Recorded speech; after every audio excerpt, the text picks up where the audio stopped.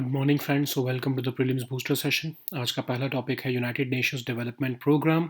आपके international relations के लिए भी इंपॉर्टेंट है, ये टॉपिक आपके सोशल इश्यूज़ के लिए भी इंपॉर्टेंट है। तो यूनाइटेड नेशंस डेवलपमेंट प्रोग्राम जो है वो इंडिया में लोगों को हेल्प कर रहा है, खासकर जो वेस्ट सेग्रीगेशन इंडस्ट्री के वर्कर्स हैं, ताकि वो धीरे धीरे जो है फॉर्मल इकोनॉमिक में मूव हो सके। तो यूएनडीपी जो है वो आपके वेस्ट सेग्रीगेशन इंडस्ट्री के जो वर्कर्स हैं उनको हेल्प कर रहा है। खासकर जो प्लास्टिक वेस्ट मैनेजमेंट प्रोग्राम में काम कर रहे हैं, उनके जन धन अकाउंट्स खोलने के लिए जो है वो उनको हेल्प कर रहा है। ठीक है। तो स्वच्छता केंद्र में जो है जो बनाए जा रहे हैं उसमें जो मटेरियल रिकवरी फैसिलिटीज़ होती है, जो भी वहाँ पर जो वर्कर्स आते हैं उनको जो है ये हेल्प किया जा रहा है। तो अब जो है ताकि उनकी वेल बीइंग और फाइनेंशियल इंक्लूजन में उनको जो है वो इंक्लूड किया जा सके, उसके लिए जो सफाई साथीज़ या ये वेस्ट स्पीकर्स हैं उनको जो है ये अकाउंट खोल के दिए जा रहे हैं। Aadhaar card, Ayushman Bharat scheme, pension schemes, ये सारी सोशल प्रोटेक्शन स्कीम्स उनको मिल सकें, उसके लिए यूएनडीपी हेल्प कर रहा है। तो अब हम देखते हैं यूएनडीपी के बारे में। तो कंट्री में से पॉवर्टी को एलिमिनेट करना और जो है आपके सस्टेनेबल इकोनॉमिक ग्रोथ और ह्यूमन डेवलपमेंट जो है उसको इंश्योर करने के लिए 1966 में इसको बनाया गया था। ठीक है। तो इसका विजन और मिशन क्या है? पॉवर्टी को ख़त्म करना, डेमोक्रेटिक गवर्नेंस लेके आना, रूल ऑफ लॉ लेके आना, इंक्लूसिव इंस्टीट्यूशंस लेके आना, है ना। अब इसकी फंडिंग जो है वो वॉलंटरी होती है, कोई ऐसा नहीं है कि इसमें जो है फोर्स्ड फंडिंग या जो मैंडेटरी फंडिंग नहीं होती है। जो भी वॉलंटरी मेंबर्स जो है, नेशंस जो है वो इसमें फंड करना चाहते हैं वो उसके अपने हिसाब से कर सकते हैं। तो कुछ रिपोर्ट्स भी ये पब्लिश करता है। Human development index, sustainable development goals, gender inequality index, ये दोनों जो है ये तीनों रिपोर्ट्स जो है ये पब्लिश करता है। ठीक है। सो नेक्स्ट हम टॉपिक देखते हैं, डीकार्बनाइजिंग इंडस्ट्रियल एमिशंस। ठीक है। सो ये टॉपिक हमारे जो है एनवायरनमेंट के लिए इंपॉर्टेंट है। तो ये नीति आयोग की एक रिपोर्ट आई है और इसमें जो है ये बोला गया है कि जो है कार्बन कैप्चर, यूटिलाइजेशन और स्टोरेज करना बहुत इंपॉर्टेंट है हमारे लिए, अगर हम जो है डीकार्बनाइज करना चाहते हैं अपने इंडस्ट्रियल एमिशंस को। तो ठीक है। तो ये हाई पॉल्यूटिंग जो सेक्टर्स हैं खासकर उनमें डीकार्बनाइजिंग करने के लिए ये carbon capture, utilisation and storage जो है टेक्निक्स अडॉप्ट करने के लिए कह रहा है, ताकि हम अपने जो CO2 एमिशंस हैं उसको 2050 तक हाफ कर सकें। ठीक है। सो अब हम देखते हैं ये कार्बन कैप्चर, यूटिलाइजेशन और स्टोरेज होता क्या है। तो बेसिकली आपको नाम से समझ आ रहा होगा कि हम किस तरह से कार्बन को कैप्चर करें और उसकी यूटिलाइजेशन कैसे करनी है। बिल्डिंग मटेरियल बना सकते हैं उसका, है ना, जैसे समझ लो फ्लाई ऐश है। ठीक है। उसका हम जो है उसकी ब्रिक बनाते हैं, है ना, या उसकी जो है रोड में उसको यूज़ कर लेते हैं, या फिर अगर उसका हम यूज़ नहीं कर सकते किसी भी फॉर्म ऑफ कार्बन का, तो उसको परमानेंटली बिलो द सरफेस कैसे दबाया जा सकता है, स्टोर किया जा सकता है, ये हम स्टोरेज में डालते हैं। ठीक है। तो पहले कैप्चर करना है, अगर तो यूटिलाइजेशन कर सकते हैं तो बहुत अच्छा बढ़िया है, नहीं कर सकते तो उसको स्टोरेज में डाल देना है। ठीक है। तो ये इसके एडवांटेज क्या है? पहली बात तो कार्बन जो है वो इनर्ट गैस है, कार्बन डाइऑक्साइड, तो इसलिए वो फ्लेमेबल नहीं होती है, तो उसको इसलिए ट्रांसपोर्ट करना आसान हो जाता है और उसको रॉक फॉर्मेशंस के अंदर भी सेफली स्टोर किया जा सकता है और बहुत ज़्यादा जो है अंडरग्राउंड जाने की ज़रूरत भी नहीं पड़ती है। उसका रीयूज़ भी जो है वो सेफ़ होता है ना, इसलिए उसको इंडस्ट्रियल मटेरियल्स में यूज़ किया जा सकता है। तो इसलिए ये बेटर ऑप्शन रहता है कि हम CCUS जो है इसका कर सकें। अब डिसएडवांटेजेस ये हैं कि कुछ ऐसे कंपाउंड्स बनाने पड़ते हैं जो कि कार्बन डाइऑक्साइड के साथ अपने आप को कंबाइन करें और उसके बाद ही जो है इसको हम कैप्चर कर सकते हैं, जो कि बहुत ही कॉस्टली प्रोसेस है। फिर जो इंडस्ट्री में डिमांड जो है वो कार्बन डाइऑक्साइड की बजाय बाकी गैसेस की ज़्यादा है, इसीलिए जो है हम पूरे इस प्रोसेस के थ्रू भी जाएंगे और फिर भी अगर इंडस्ट्री ने डिमांड उतनी ना दिखाई तो फिर वो वायबल, इकोनॉमिकली वायबल नहीं रहेगा। अब इंडिया कर क्या रहा है? तो department of science and technology जो है वो रिसर्च एंड डेवलपमेंट कर रहा है, कैपेसिटी बिल्डिंग कर रहा है कि कैसे हम जो है कार्बन को कैप्चर, यूटिलाइजेशन और स्टोरेज कर सकते हैं। इसके लिए जो है एक मिशन भी निकाला गया 2018 में कि हम जो है पावर प्लांट्स और जो है कार्बन इंटेंसिव इंडस्ट्रीज़ का जो है कार्बन कैप्चर कैसे कर सकते हैं। फिर R&D इनोवेशन की जा रही है ताकि हम सेफ़ और लो कॉस्ट इफ़ेक्टिव जो है ये CCUS टेक्नोलॉजीज़ बना सकें। उसके लिए इंडिया जो है बाहर की कंट्रीज़ के साथ जैसे फ्रांस, जर्मनी, नॉर्वे, इन सब के साथ भी कोलैबोरेट कर रहा है ताकि इस ऑब्जेक्टिव को रीच कर सकें। तो ये रिपोर्ट कहती क्या करना चाहिए? पहले तो ये रिपोर्ट कह रही है क्यों हमारे लिए इंपॉर्टेंट है, क्योंकि इंडिया का पर कैपिटा अगर हम CO2 एमिशंस देखें तो लगभग 1.9 टन्स पर एनम है। जो कि लगभग 40% ऑफ ग्लोबल एवरेज से कम है। और steel, cement, oil, gas, petrochemical, chemical, fertiliser जैसी इंडस्ट्रीज जो हैं वहाँ पर हमको फोकस करने की ज़रूरत है, जो कि इंडस्ट्रीज लगभग 70% ऑफ एमिशंस करती हैं। फिर क्लीन प्रोडक्ट्स हमको बनाने की ज़रूरत है, जैसे ग्रीन मेथनॉल, ग्रीन अमोनिया, जो कि आपके ऑफ कोर्स आपके कैप्चर्ड CO2 से बनाए जा सकते हैं। फिर जो सनराइज सेक्टर्स हैं, जैसे कोल गैसिफिकेशन, ठीक है, या हाइड्रोजन इकोनॉमी, इसके ऊपर भी हमको फोकस देने की ज़रूरत है कि पहली बात तो हम एमिट ही ना करें कार्बन डाइऑक्साइड को, ताकि हमें ज़रूरत ही ना पड़े कि कैप्चर करने की उसकी, है ना। सो इसलिए कहा जा रहा है कि आपको इन मैकेनिज्म्स की कॉस्ट को रिड्यूस करना है, R&D के ऊपर फोकस रखना है। आप इसकी फाइनेंसिंग को वायबल बनाओ ताकि अर्ली स्टेज फाइनेंसिंग मिल सके, प्राइवेट सेक्टर को प्रमोट करो, कार्बन क्रेडिट्स का यूज़ करो, इंसेंटिव बेस्ड बनाओ ताकि जो है इसकी एमिशंस ही कम हो जाएँ। और फिर हमको कार्बन टैक्सेस की तरफ भी मूव होना पड़ेगा ताकि मुश्किल हो जाए लोगों के लिए कार्बन को ईजिली एमिट कर देना अपने एटमॉस्फेयर में। सो नेक्स्ट हम टॉपिक देखते हैं बिंटूरोंग। बिंटूरोंग आपके इन्वायरमेंट के लिए ही इंपॉर्टेंट है। तो मणिपुर के उखरुल टाउन में लोगों ने जो है पुलिस ऑफिशियल्स ने, फॉरेस्ट ऑफिशियल्स ने देखा है कि जो गैम्बलिंग हो रही है उसमें वाइल्ड एनिमल्स का भी एक्सचेंज किया जा रहा है, खासकर बिंटूरोंग। बिंटूरोंग एक बेयर कैट होती है, मीडियम साइज मैमल है बेसिकली, लगभग 50 पाउंड तक की होती है ये। और ये आपके साउथ ईस्ट एशिया के रेन फॉरेस्ट में देखने को मिलती है, नेपाल, इंडिया, भूटान से लेकर इंडोनेशिया के बहुत सारे आइलैंड्स में देखने को मिलती है। और ये आपके जो है इसको कह सकते हैं कि ये ट्री टॉप्स पर हैंग करती है, ठीक है। और ये आपके इसकी टेल जो होती है वो प्रीहिंसाइल होती है, मतलब कि कुछ भी चीज़ को पकड़ सकती है इसकी टेल। तो इसके अगर हम कंजर्वेशन स्टेटस देखें तो ये वल्नरेबल स्पीशीज़ है IUCN में। सो नेक्स्ट हम टॉपिक देखते हैं समन्वय 2022। सिक्योरिटी और डिजास्टर मैनेजमेंट दोनों के लिए ही इंपॉर्टेंट है। सो अब हम देखते हैं इंडियन एयरफोर्स जो है वो annual joint humanitarian assistance and disaster relief exercise समन्वय कंडक्ट कर रही है। 28 से 30 नवंबर तक उन्होंने कंडक्ट किया है आगरा में। और ये एक यूनिक प्लेटफॉर्म दिया है जिसमें एशियन मेंबर कंट्रीज़ ने भी पार्टिसिपेट किया है। तो हम अपने जो डिजास्टर मैनेजमेंट स्ट्रक्चर्स और कंटिजेंसी मेजर्स हैं उसको इंस्टीट्यूशनलाइज कर रहे हैं इस एक्सरसाइज के थ्रू। तो सिर्फ आपकी आर्म्ड फोर्सेज ही नहीं, NDMA, NDRF, DRDO, BRO, IMD, civil administration, सब ने इसमें पार्टिसिपेट किया है। और डिजास्टर मैनेजमेंट अगर हम इंडिया में देखें तो NDMA आपको पता ही है सबसे स्टेचुटरी एपेक्स स्टेचुटरी बॉडी है। 27 सितंबर 2006 को इसको जो है वो फॉर्मली कॉन्स्टिट्यूट किया गया है। इंडियन डिफेंस फोर्सेस और जो हैं वो भी इसमें पार्टिसिपेट करती हैं, किसके अंदर से, हेडक्वार्टर्स इंटीग्रेटेड डिफेंस स्टाफ के अंडर, ठीक है।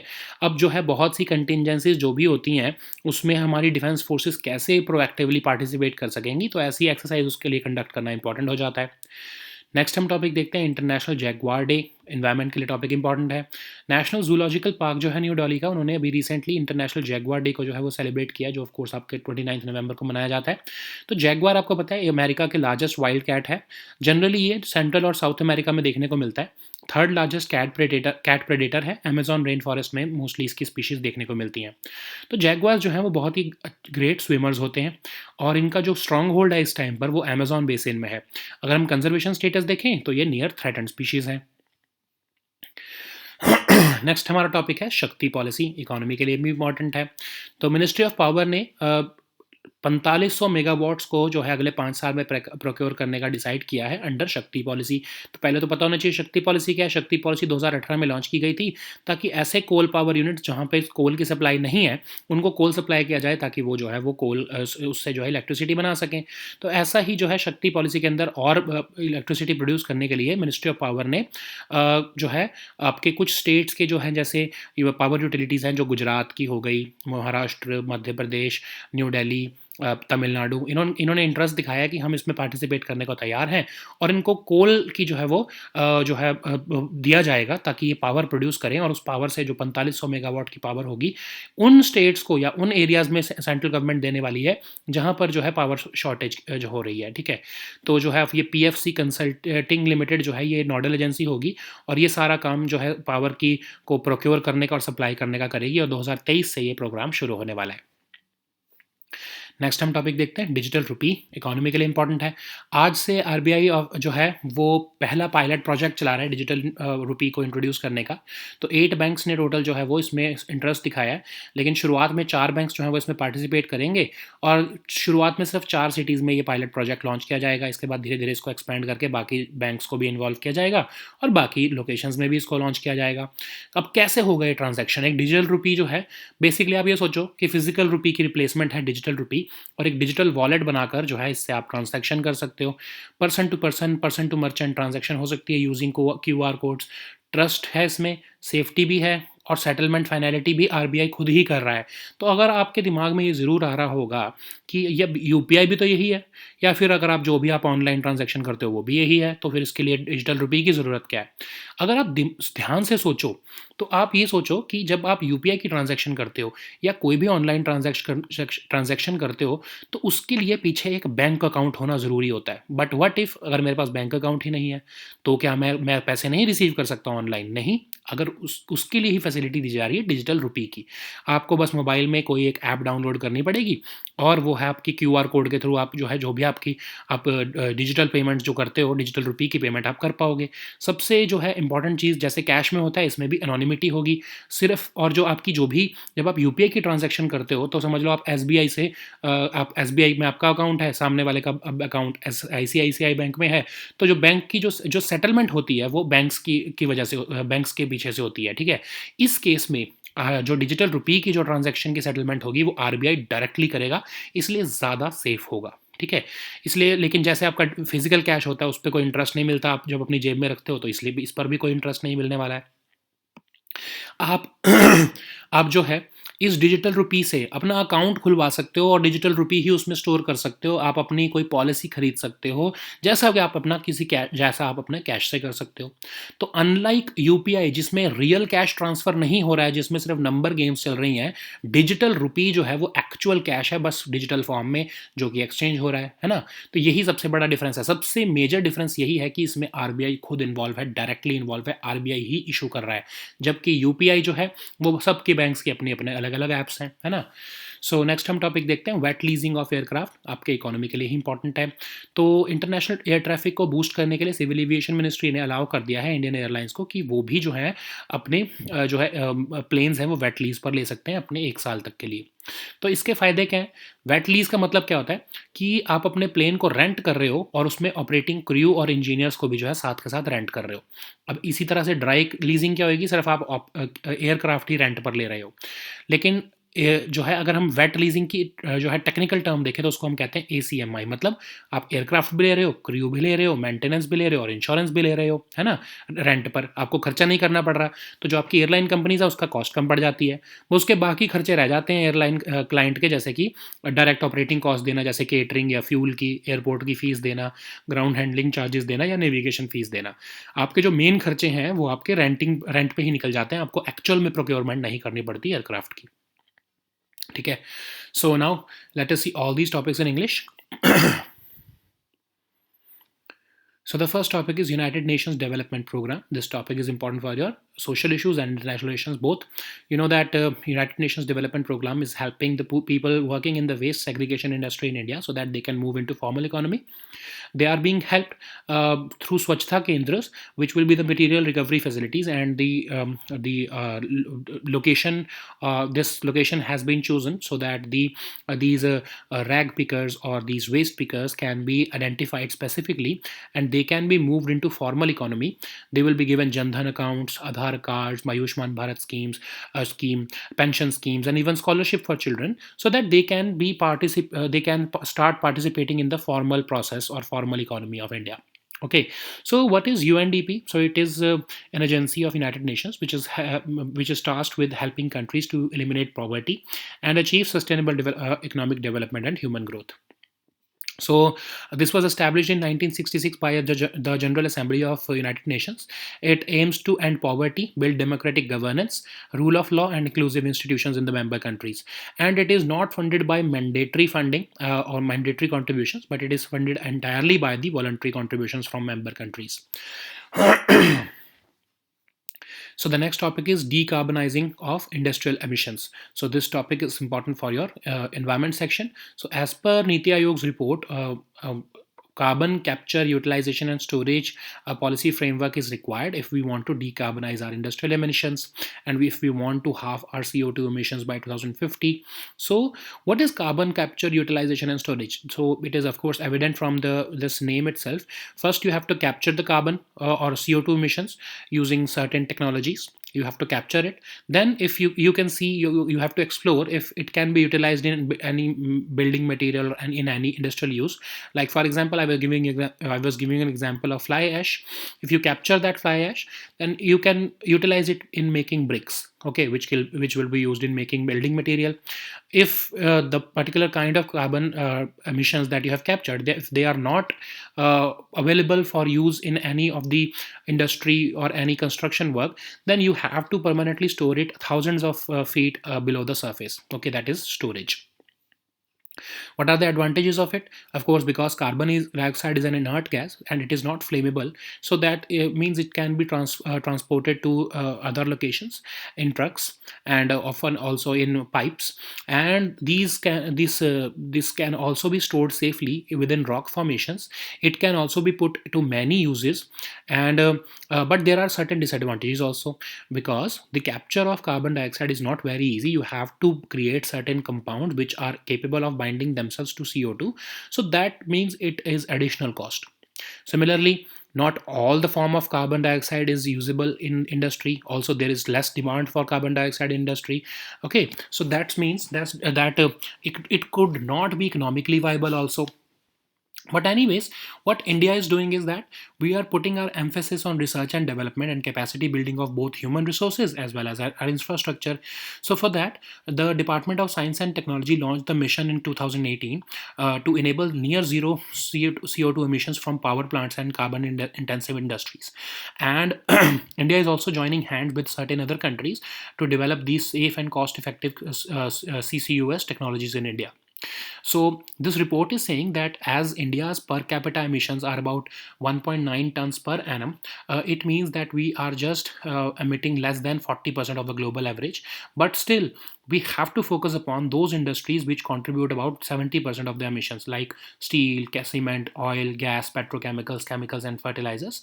Also, we have to make a transition towards clean products, like you can use the CO2 you can capture CO2 and you can use it in production of green methanol, green ammonia, etc. And we can also enable our sunrise sectors for coal gasification and nascent hydrogen economy. So basically the focus is whatever is there in the atmosphere, whatever amount of carbon dioxide is there, you have to capture it. If it can be utilized, then it's fine. If it cannot be utilized, then you have to store it.